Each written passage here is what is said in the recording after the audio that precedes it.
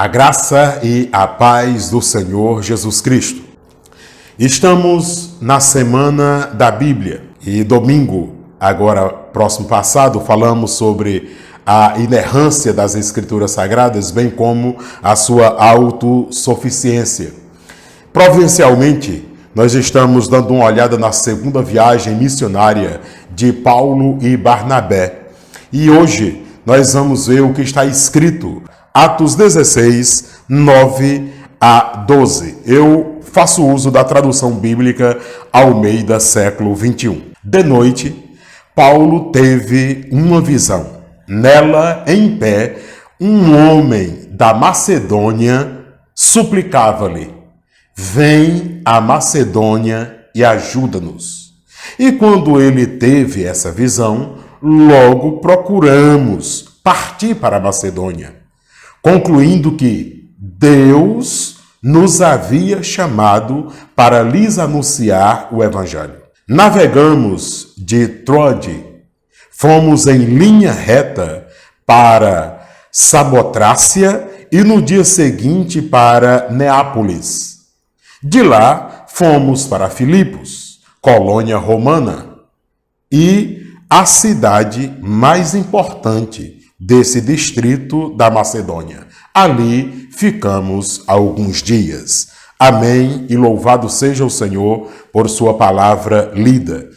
Mas olhando para esse texto e olhando para nós hoje, quais lições nós podemos tirar para as nossas vidas hoje deste texto sagrado?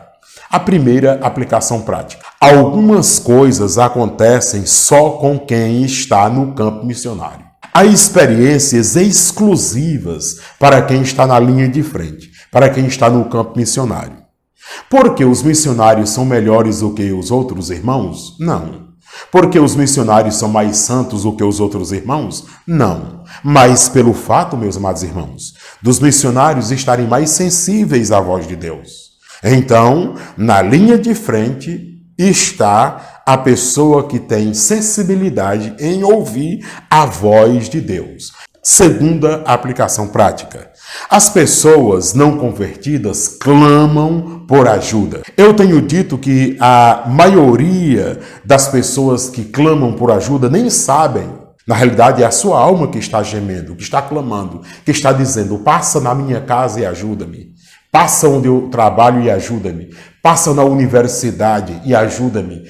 Passa onde eu estiver e ajuda-me. Por favor. Temos necessidades do corpo físico? Temos. Elas precisam serem sanadas? Precisam. Temos necessidades afetivas? Temos. Elas precisam serem sanadas? Precisam.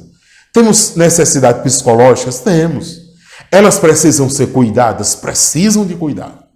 Mas, meus amados irmãos, nós não podemos nos esquecer que as pessoas também têm necessidades espirituais. Muitos estão a dizer: passa onde eu estou e ajuda-nos. Isso parece que não nos comove mais. Parece que ficamos mais comovidos quando vemos alguém com fome por falta de comida. Parece que ficamos mais comovidos quando vemos alguém com uma doença no corpo. Parece que ficamos muito mais comovidos quando vemos alguém precisando de uma ajuda psicológica do que quando vemos alguém precisando de uma cura para a alma. E a terceira aplicação prática: Deus, ele fala do jeito que ele quiser falar. Porém, a forma mais segura de que a voz que nós estamos ouvindo é a voz de Deus é quando temos em mãos as Escrituras Sagradas. Temos certeza que é Deus que está a falar conosco. Quando temos em mãos as Escrituras Sagradas, temos a convicção plena que aquela voz é a voz de Deus. Esta voz é a voz de Deus. E nós não a confundimos com nenhuma outra. Porque nós temos tido cuidado de fazer igual os bereanos. Quando ouvia alguém falar, quando ouvia alguém profetizar, quando ouvia alguém proferir palavras, dizendo ser palavras de Deus, eles iam e conferiam para ver se tudo estava certo, de acordo com as Escrituras Sagradas. É bom lembrar que o escritor aos Hebreus, lá no capítulo 1, versículos 1 e 2, lá diz com muita nitidez que Deus antigamente falou aos pais através dos profetas de muitas maneiras, mas que hoje Pela sua graça e misericórdia, ele nos fala através do seu Filho. Ou seja, Jesus, e Jesus é o Logos de Deus. Jesus é a palavra de Deus, é o verbo de Deus. E hoje, pela graça de Cristo, nós temos o verbo escrito. Nós temos a palavra escrita de Deus para nós. Hoje, pela graça e a misericórdia do Senhor, nós temos aqui a palavra de Deus ao nosso total acesso. E também é bom lembrarmos o que o apóstolo Paulo disse aos irmãos da Galácia, aos Gálatas. O apóstolo Paulo diz, olha, com muita nitidez, se vocês virem o céu se abrindo e um anjo do céu descer até onde vocês estiverem, trazendo uma mensagem contrária à mensagem que nós já pregamos, uma mensagem diferente da mensagem que nós já pregamos, vocês devem considerar essa mensagem amaldiçoada. Então, meus amados irmãos, a Bíblia é suficiente. A Bíblia é a palavra de Deus para o seu coração. A Bíblia é a palavra de Deus para a sua fé. Você precisa alicerçar a sua fé, você precisa acreditar no que Deus diz a você e não no que os homens dizem a você.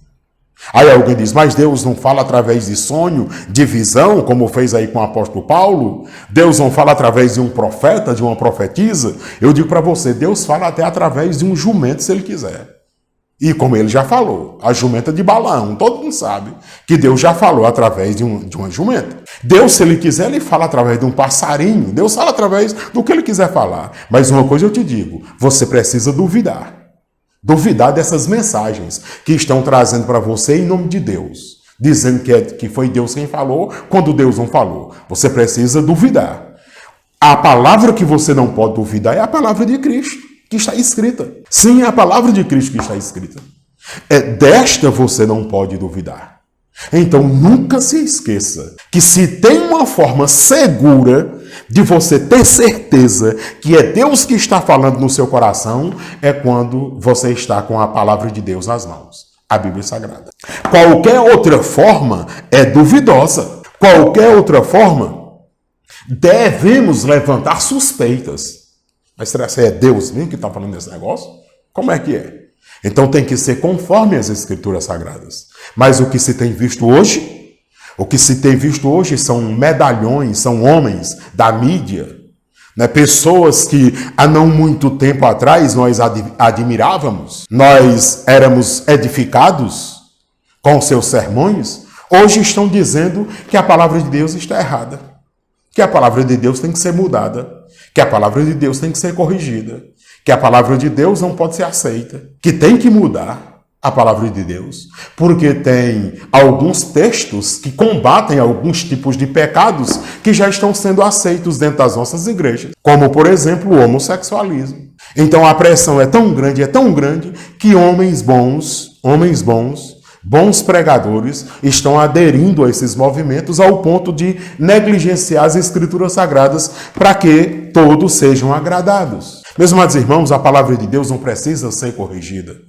A palavra de Deus não precisa ser atualizada, a palavra de Deus não precisa ser adequada ao nosso sistema de vida. Nós é que temos que nos adequar ao sistema da palavra de Deus, porque é a palavra de Deus e não a palavra de homens. Ah, mas foram os homens. Eu vi recentemente um sacerdote católico dizendo, não, mas aí quem decidiu o que é sagrado foi a igreja. A igreja é quem decide o que é sagrado e o que é profano. Ora, nós entendemos que Deus usou homens e mulheres iluminando-os, inspirando-os para as Escrituras Sagradas. Não é da vontade própria de homem, mas da vontade própria de Deus. E a inspiração divina já se encerrou.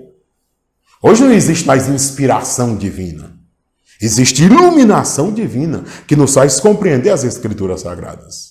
Então, precisamos ter cuidado. Meu amado irmão, minha irmã, pare de dar ouvidos a esses chamados profetas e profetisas que nada tem a ver com Jesus Cristo. Pare de se iludir.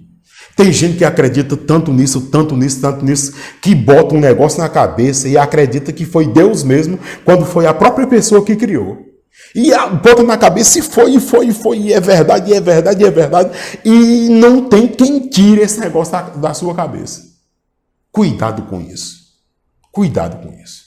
As Escrituras Sagradas é mais do que suficiente para nos manter alicerçados à pessoa bendita do Senhor Jesus Cristo. Deus abençoe você e toda a sua família e que Ele nos ajude e nos dê a oportunidade de nos encontrarmos novamente aqui. Um fortíssimo abraço.